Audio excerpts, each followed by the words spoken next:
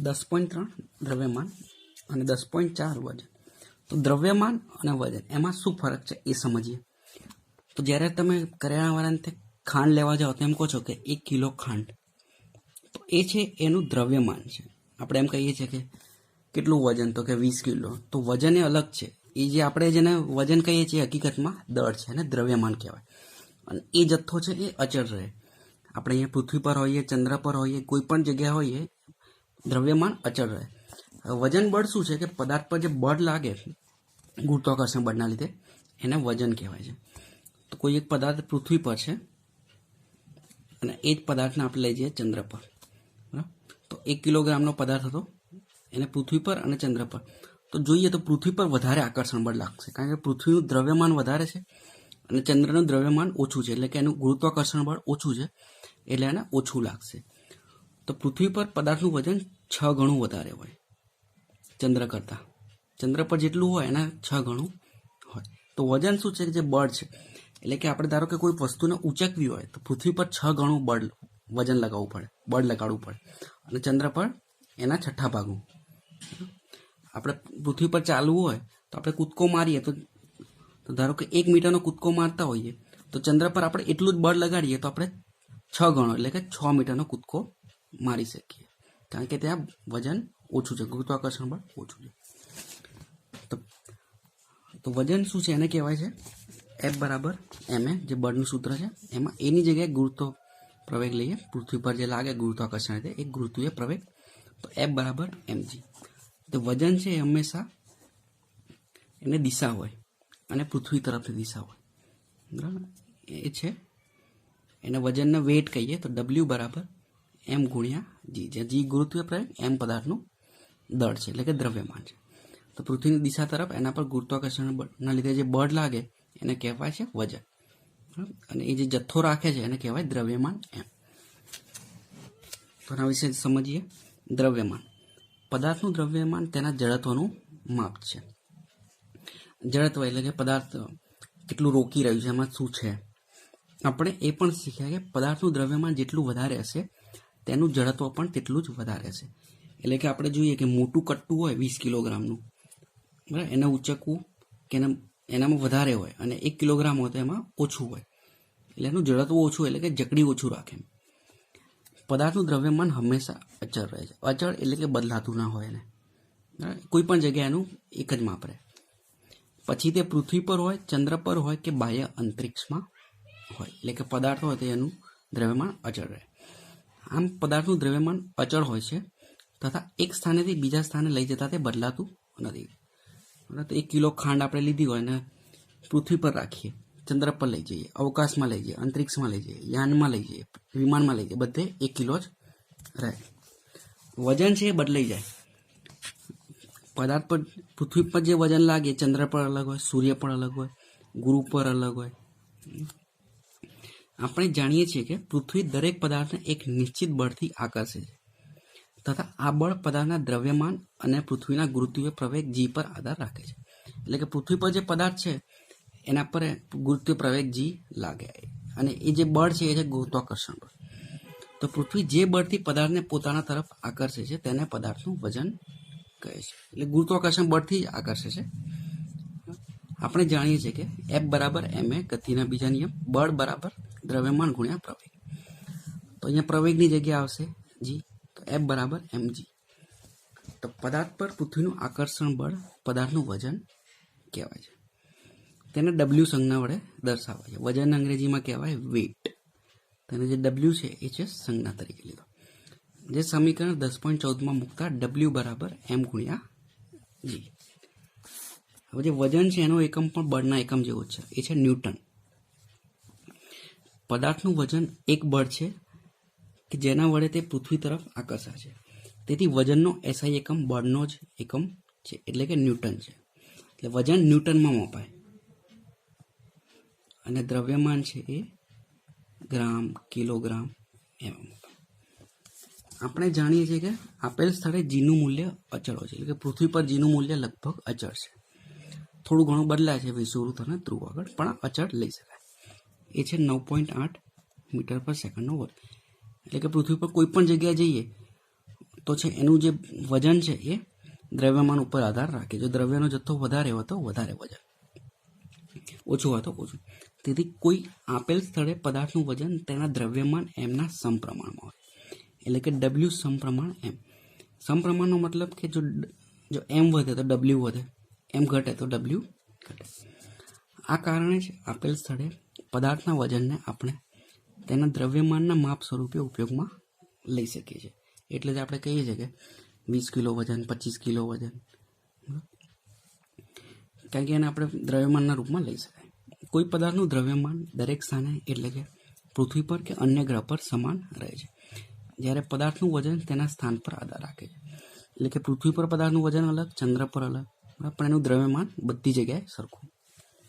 હવે એના પછીનો છે પદાર્થનું ચંદ્ર પર વજન. બરાબર, તો આપણે ચંદ્રની ત્રિજ્યા, એનું દ્રવ્યમાન, એના પરથી એનું ચંદ્ર પર જે બળ લાગે છે એ શોધીએ તો એ છે એ છઠ્ઠા ભાગનું હોય છે. પૃથ્વી પર જે વજન હોય એના કરતાં છઠ્ઠા ભાગનું હોય છે. તો પદાર્થનું ચંદ્ર પર વજન બરાબર 1/6 ગુણ્યા તેનું પૃથ્વી પર વજન. તો અહીંથી સૂત્રમાં બધી કિંમતો મૂકીને તારાવ્યું છે. તો જોઈ લે, પૃથ્વી પર કોઈ પદાર્થનું વજન એ બળ છે કે જેના દ્વારા પૃથ્વી પદાર્થને પોતાની તરફ આકર્ષે છે. તો જે રીતે પૃથ્વી આકર્ષે છે એ રીતે ચંદ્ર પણ આકર્ષે છે. તો આ 1 કિલોગ્રામનો પદાર્થ છે, તો ચંદ્ર આકર્ષે અને પૃથ્વી પર હોય તો પૃથ્વી પણ પોતાની તરફ આકર્ષે. આ રીતે ચંદ્ર પર કોઈ પદાર્થનું વજન એ બળ છે કે જેના દ્વારા ચંદ્ર તે પદાર્થને પોતાની તરફ આકર્ષે છે. ચંદ્રનું દળ પૃથ્વીની સાપેક્ષમાં ઓછું છે. ચંદ્ર પૃથ્વી કરતાં નાનો છે, બરાબર, ત્રિજ્યા પણ ઓછી છે અને દળ પણ ઓછું છે. તેથી ચંદ્ર પદાર્થો પર ઓછું આકર્ષણ બળ લગાડે છે. ધારો કે કોઈ પદાર્થનું દ્રવ્યમાન સ્મોલ એમ, ચંદ્ર પર તેનું વજન ડબલ્યુ એમ, ચંદ્રનું દ્રવ્યમાન કેપિટલ એમ એમ અને તેની ત્રિજ્યા આર એમ. તો ચંદ્ર પર આપણે જુઓ તો ચંદ્રનું ગુરુત્વાકર્ષણનો સાર્વત્રિક નિયમ શું છે કે બે પદાર્થ હોય, કેપિટલ એમ અને સ્મોલ એમ, એની વચ્ચે જે બળ લાગે ગુરુત્વાકર્ષણ બળ અને વચ્ચેનું અંતર આર એમ હોય તો એનું સૂત્ર છે જી એમ એમ એમ એમ અપોન આરનો વર્ગ, અંતરનો વર્ગ અને દળનો ગુણાકાર. તો એ જ આધારે જે બળ લાગશે ગુરુત્વાકર્ષણ બળ પદાર્થ પર એ થશે જી એમ એમ સ્મોલ એમ ભાગ્યા આર એમનો વર્ગ. આર એમ ચંદ્રની ત્રિજ્યા, એમ પદાર્થનું દળ, એમ એમ ચંદ્રનું દળ. એ જ રીતે આપણે પૃથ્વી માટે લઈએ તો પૃથ્વીની ત્રિજ્યા લેવી પડે, પૃથ્વીનું દળ લેવું પડે અને સાર્વત્રિક અચળાંક જી તો બધી જગ્યાએ સરખો જ છે. તો અહીંયા કોષ્ટક આપ્યું છે જેમાં પૃથ્વીનું દ્રવ્યમાન આપ્યું છે 5.98 ગુણ્યા 1024, એની ત્રિજ્યા 6.37 ગુણ્યા 10/6. હવે ચંદ્રનું જોઈએ તો 7.36 ગુણ્યા 1022, એટલે કે 2 ઘાતનો તફાવત છે, 10ની 2 ઘાતનો, એટલે લગભગ જોવા જઈએ તો 100 ગણું તફાવત છે. એટલે કે ચંદ્રનું દ્રવ્યમાન પૃથ્વીમાં કરતાં 100માં ભાગનું હશે લગભગ. ત્રિજ્યા છે એ પણ ઓછી છે, પૃથ્વીની 6.37 ગુણ્યા 10/6 અને ચંદ્રની 1.74 ગુણ્યા 10/6. તો એના આધારે કિંમતો મૂકીએ તો પૃથ્વીનું દ્રવ્યમાન અને ત્રિજ્યા મૂકી, પછી ચંદ્રનું મૂક્યું. એમ મૂન ચંદ્રને અંગ્રેજીમાં મૂન કહેવાય, એટલે આને આગળનો એમ છે ને સ્મોલ એમ, અને પૃથ્વીને કહેવાય અંગ્રેજીમાં અર્થ, EARTH. તો એનો ઈ લીધો છે અહીંયા. WM અને WE નો ગુણોત્તર લઈએ તો એ આવે છે 1/6. 0.165 આવે તો 0.165 એ લગભગ 1/6 જેટલો થાય. 6 એકા 6, 4 ફરી 0, સોરી એ 0 લઈએ તો 6 6 36, 4 ફરી 1 0 લઈએ 6 36, બરાબર, એટલે કે 1.665 એ 1/6 જેટલું. એટલે કે પદાર્થનું ચંદ્ર પર વજન એ થશે પૃથ્વીના વજનના છઠ્ઠા ભાગનું થાય. 10.5 ધક્કો અને દબાણ. ધક્કો એટલે કે આપણે કોઈ વસ્તુ પર એક ધક્કો મારી બળ લગાડી, આ ચોપડીનું પાનું છે એની પર હું આમ જોર લગાડું તો એને કહેવાય ધક્કો. તો ધક્કો છે એ સપાટીને લંબ રૂપે લાગે, એટલે કે આ સપાટી છે એના ઉપર હું આ રીતે ઉપરથી આમ બળ લગાડું, લંબ છે તો એને કહેવાય ધક્કો. તો ધક્કો છે એ સપાટીને લંબ રૂપે લાગે, એટલે કે 90 અંશના ખૂણે લાગે. તો આ છે ધક્કો જે બળ લગાડ્યું આ સપાટી ઉપર, તો સપાટી અને ધક્કા વચ્ચે 90 અંશનો ખૂણો છે, લંબ રૂપે લાગે. હવે દબાણ શું છે? તો ધક્કો કેટલા ક્ષેત્રફળ ઉપર લાગી રહ્યું છે એને કહેવાય દબાણ. તો દબાણ બરાબર થશે ધક્કો ભાગ્યા ક્ષેત્રફળ. ક્ષેત્રફળ એટલે કે જેટલી જગ્યા રોકાઈ હોય એનું કહેવાય ક્ષેત્રફળ. બરાબર. તો ચોરસ છે તો એની લંબાઈ 1 મીટર, પહોળાઈ 1 મીટર, તેનું ક્ષેત્રફળ થાય ચોરસનું ક્ષેત્રફળ લંબાઈનો વર્ગ, તો અહીંયા થશે 1 મીટરનો વર્ગ. એટલે કે જે જગ્યા રોકેલી છે એનું માપ છે. બરાબર. તો દબાણ છે એ શું છે? ધક્કો ભાગ્યા ક્ષેત્રફળ. જો ક્ષેત્રફળ ઓછું હોય તો દબાણ વધુ લાગે, અને જો ક્ષેત્રફળ વધારે હોય તો દબાણ ઓછું લાગે. તમે સાયકલમાં હવા ભરાવા ગયા હોય કે પછી તમે એક્ટિવા કે એમાં જોયું હશે, તો ત્યાં જે પેટ્રોલ પંપ હશે, જે હવા ભરવાનું હશે, ત્યાં એક સ્કેલ હશે. બરાબર. એક્ટિવા માટે એ લોકો 35 PSI સુધીનું દબાણ લઈ જતા હોય છે. બરાબર. એટલા જોરથી ભરાઈ રહી છે હવા. એ રીતે સાયકલમાં પણ એનો પંપ હોય છે, એમાં પણ હવા ભરાતી હોય. એમાં પણ એક સ્કેલ હોય, એમાં કાંટો જોવા મળે કે આટલું દબાણ છે. એટલે કે દબાણ પણ જરૂરી છે જાણો કે કેટલા જોરથી એ લાગી રહ્યું છે. તો ધક્કો અને દબાણ એના વિશેના ઉદાહરણ લઈએ અને એના વિશે સમજીએ. તો પહેલું છે, શું તમે ક્યારેય વિચાર્યું છે કે ઊંટ રણમાં સરળતાથી કેમ દોડી શકે છે? તો ઊંટનું વજન ઘણું બધું છે તો પણ એ દોડી શકે છે. તેનું કારણ શું છે કે ઊંટના 4 પગ છે, અને 4 પગ છે એના જે તળિયા છે એ ખૂબ મોટા હોય છે. ઊંટના પગના તળિયા મોટા હોય એટલે એનું ક્ષેત્રફળ છે ને ખૂબ મોટું હોય. એટલે ઊંટનું જે વજન છે આપણા કરતાં ઘણું વધારે હશે. આપણા કરતાં ઊંટની ઊંચાઈ અને શરીર વધારે છે, એટલે એનું વજન તો આપણા કરતાં ઘણું વધારે હશે, તો પણ એ દોડી શકે છે. કારણ કે એના જે પગના તળિયા મોટા છે એટલે શું થાય છે કે એને દબાણ ઓછું લાગે છે પગ ઉપર. વજન એટલું જ છે ને શરીરનું. જ્યારે આપણે જોઈએ તો આપણે 2 પગ છે અને નાના પગ છે, ક્ષેત્રફળ ઓછું છે, એટલે આપણા શરીરનું આખું વજન છે આટલા જ ભાગ ઉપર લાગે છે, 2 પગના ક્ષેત્રફળ ઉપર, એટલે દબાણ વધી જાય છે. હવે ધારો કે આપણે પગ ઊંચા કરીએ અને ખાલી આંગળીઓ ઉપર ઊભા રહેવાનો પ્રયત્ન કરીએ. બરાબર. પગ આમ છે તો આપણે થોડા આપણે કંઈ ઊંચું જોવું હોય તો આપણે કહીએ પગના છે તળિયા ઊંચા કરીએ, તો આપણે જોઈએ તો પગના અંગૂઠા પર ખૂબ દુખાવો થવા માંડે, કારણ કે અચાનક જ દબાણ ખૂબ વધી જાય છે પગના તળિયા પર. તો આ જ કારણ છે કે ઊંટ રણમાં સરળતાથી દોડી શકે છે, આપણા કરતાં પણ વધારે ઝડપથી દોડી શકે. સેનાની ટેન્ક કે જેનું વજન 1000 ટનથી પણ વધારે હોય છે, એક સતત ગતિ કરતી ચેન પર કેવી રીતે ટકે છે? તો સેનાની જે ટેન્ક હોય છે, તમે જોયું તમે આર્મી ટેન્ક જેવી હોય છે, તે પટ્ટા ઉપર ચાલતી હોય છે. બરાબર. 2 બાજુ આ રીતના પટ્ટા હોય છે, એની પર આખું વજન હોય છે, અને 1 ટન એટલે કે 1000 કિલો થાય, અને અહીંયા 1000 ટન એટલે કે લગભગ 1,00,000 કિલો કે એના કરતાં વધારે છે વજન. તો એટલું બધું વજન ખમી શકે છે. એનું કારણ છે કે એના જે પટ્ટા છે એના પર આખું વજન આવે છે, અને પટ્ટાનું ક્ષેત્રફળ ઘણું હોય છે, એટલે દબાણ ઓછું થઈ જાય છે અને એ ટકી શકે છે, ગતિ કરી શકે છે.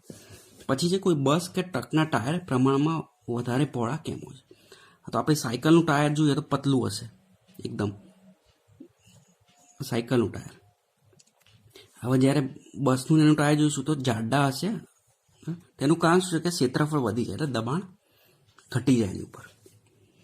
કારણ કે આપણે સાયકલમાં ખાલી આપણું જ વજન હોય છે, પણ જ્યારે બસમાં જોઈએ તો 40-50 લોકો એમાં બેઠા હોય છે. કાપવા માટે વપરાતા ઓજારોની ધાર તીક્ષ્ણ કેમ હોય છે?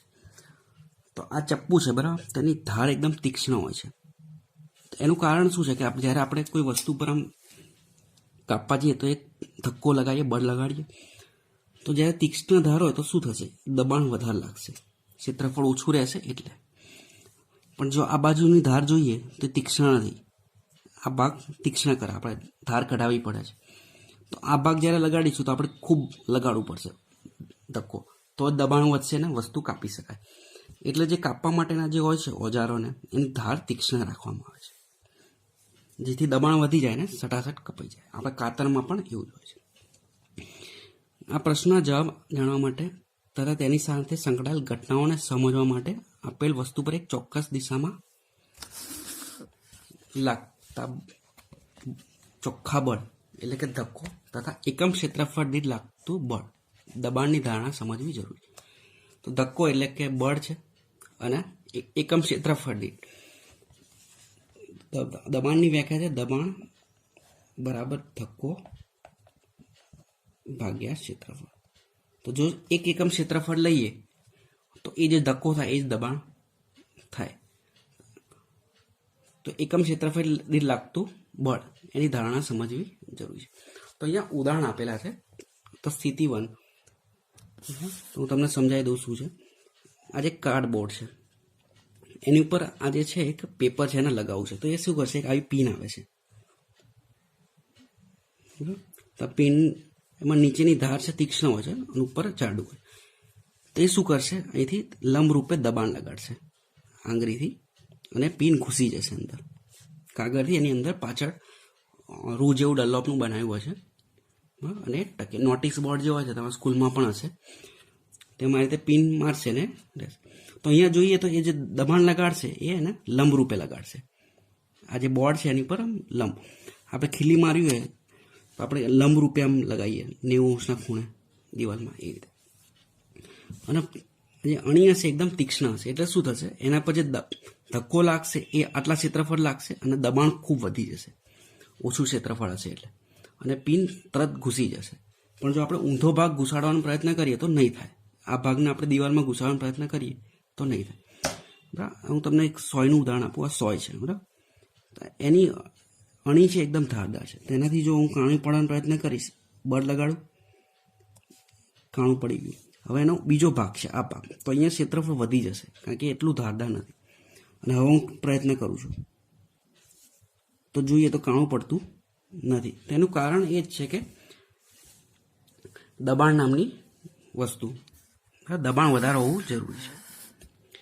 તો ચાર્ટ લગાડવા માટે ડ્રોઈંગ પિનને અંગૂઠાથી બોર્ડ પર લંબ રૂપે દબાવવામાં આવે છે.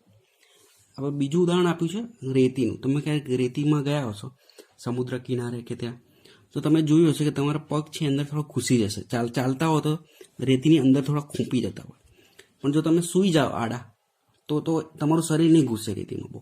તો એનું કારણ શું છે કે જ્યારે તમે ઊભા હો કે ચાલતા હોય ત્યારે શું થાય છે, બે પગના તળિયાનું ક્ષેત્રફળ છે એની ઉપર આખું શરીરનું વજન લાગશે. આપણા શરીરનું વજન શું છે કે પૃથ્વીના ગુરુત્વાકર્ષણના લીધે જે ખેંચાણ છે એ છે F બરાબર mg. જી ગુરુત્વીય પ્રવેગ, એમ આપણું દળ છે. આપણું દળ કિલોગ્રામમાં એ નક્કી જ છે. તો વજન છે એ આપણા બે પગના તળિયા ઉપર લાગે છે એટલે શું થશે, ઘૂસી જશે. પણ જ્યારે આપણે આડા સૂઈ જઈશું તો ત્યારે શું થશે, આખું જે વજન છે એ આખા શરીરના બધા જે સંપર્કમાં જે નીચેનો ભાગ છે એના ઉપર લાગશે. અહીંયા ક્ષેત્રફળ ઘણું વધારે છે બરાબર. એટલે આટલું જ બળ આ વધારે ક્ષેત્રફળ પર લાગે એટલે દબાણ ઘટી જશે. અહીંયા દબાણ વધુ, દબાણ ઓછું, વજન સરખું જ રહેશે બંનેમાં. એટલે શું થશે, જ્યારે સૂઈ જઈશું ત્યારે આપણે એટલા અંદર નહીં ઘૂસીએ, પણ જ્યારે ઊભા હોઈશું ત્યારે આપણા પગ અંદર ઘૂસી જશે રેતીની અંદર ઊંડે સુધી. તો જ્યારે તમે ઢીલી રેતી પર ઊભા હો ત્યારે તમારા પગ રેતીમાં ઊંડે સુધી ઘૂસી જાય છે. હવે તમે રેતી પર સૂઈ જાઓ છો, તમે જોશો કે હવે તમારું શરીર રેતીમાં પહેલાં જેટલું ઘૂસતું નથી. બંને સ્થિતિમાં રેતી પર લાગતું બળ તમારા શરીરનું વજન છે બરાબર. તો વજન આ દ્રવ્યમાન છે ને આપણું, આ વજન થશે ન્યૂટનમાં આવશે વજન બળ. જે આપણું ધારો કે આપણું દળ ધારો કે 50 કિલોગ્રામ હોય તો 50 ગુણ્યા જી એટલે કે 9.8.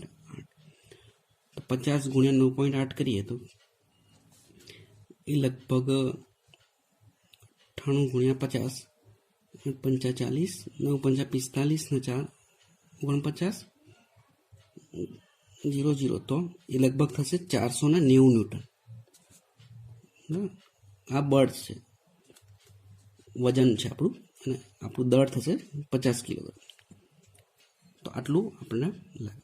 તો એ દબાણ જોઈએ તો અહીંયા ઓછું ક્ષેત્રફળ છે, વધી જશે, અને અહીંયા વધુ છે તો ઘટી જશે. એના કારણે જ આ વસ્તુ, એટલે કે ખાલી વજન એટલે કે બળ નહીં પણ દબાણ પણ જરૂરી છે. તમે અભ્યાસ કરી ચૂક્યા છો કે વજન એ શિરોલંબ દિશામાં નીચે તરફ લાગતું બળ છે. તો આ પૃથ્વી છે અને એની કોઈ વસ્તુ હોય બરાબર, તેનું જે વજન છે એ નીચેની દિશામાં જ લાગે. W બરાબર mg. અહીં બળ રેતીની સપાટીને લંબ રૂપે લાગી રહ્યું છે. તો આ સમુદ્ર કિનારો છે ત્યાં રેતી છે, તો માણસનું જે વજન હશે એ આ દિશામાં જ લાગશે, નીચેની બાજુ લંબ. કોઈ વસ્તુની સપાટીને લંબરૂપે લાગતા બળને થ્રસ્ટ કહે છે. જ્યારે તમે ઢીલી રેતી પર ઊભા હો ત્યારે આ બળ એટલે કે તમારા શરીરનું વજન તમારા પગના ક્ષેત્રફળ જેટલા ક્ષેત્રફળ લાગી રહ્યું હોય છે. તો આ વસ્તુને આપણને તમને સમજાવી દીધી. તો હવે આપણે ડાયરેક્ટ દબાણનું સૂત્ર લઈએ. તો એકમ ક્ષેત્રફળ પર લાગતા ધક્કાને દબાણ કહે છે. તો દબાણની વ્યાખ્યા થશે દબાણ બરાબર ધક્કો ભાગ્યા ક્ષેત્રફળ. સમીકરણમાં થ્રસ્ટ અને ક્ષેત્રફળના એસઆઈ એકમો મૂકતા આપણને દબાણનો એસઆઈ એકમ મળે છે જે ન્યૂટન પર મીટરનો વર્ગ છે. ધક્કો એટલે કે બળ એનો એકમ છે ન્યૂટન, ક્ષેત્રફળનો એકમ મીટરનો વર્ગ, તો એકમ મળશે ન્યૂટન પર મીટરનો વર્ગ અથવા ન્યૂટન મીટરની -2. વૈજ્ઞાનિક બ્લેઝ પાસ્કલના માનમાં દબાણના એસઆઈ એકમને પાસ્કલ કહે છે. તેને પીએ વડે સંજ્ઞાથી દર્શાવાય છે. તો ન્યૂટન પર મીટરનો વર્ગ એ થશે પાસ્કલ. 1 ન્યૂટન પર મીટરનો વર્ગ બરાબર 1 પાસ્કલ થાય.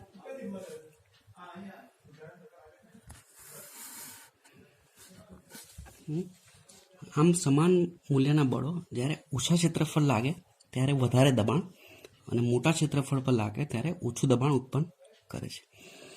આ જ કારણસર ખીલ્લીની ધાર અણીવાળી એટલે કે આજે ખીલ્લીમાં પણ આવું જોઈએ છે, અણીવાળી ધારો છે સોયની, અને ચપ્પાની ધાર તીક્ષ્ણ.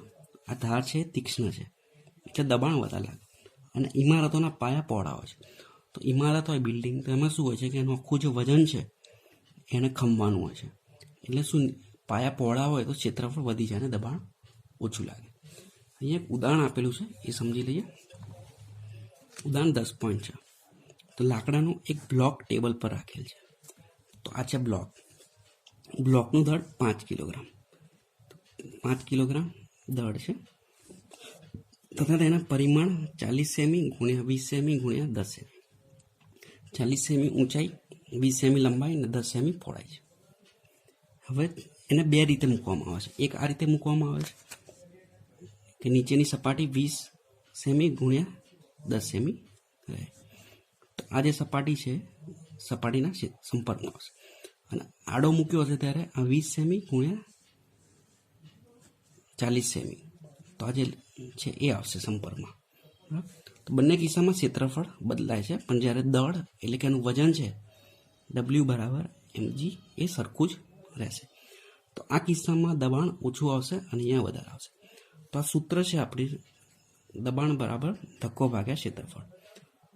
તો દબાણ આવશે આપણું વજન W ભાગ્યા ક્ષેત્રફળ એ આપણે માપીશું.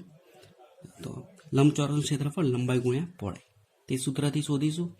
અને વજન છે એ આપણે mg, તો m 5 કિલોગ્રામ આપ્યું છે, g 9.8 ગુરુત્વીય પ્રવેગ. બરાબર. તે કિંમત મૂકીને આપણે દબાણ શોધીશું બંને કિસ્સામાં. તો અહીંયા પહેલો કિસ્સો છે. તો પહેલાં એનું બળ આવશે વજન mg, mની કિંમત મૂકી, gની કિંમત મૂકી 49 ન્યૂટન.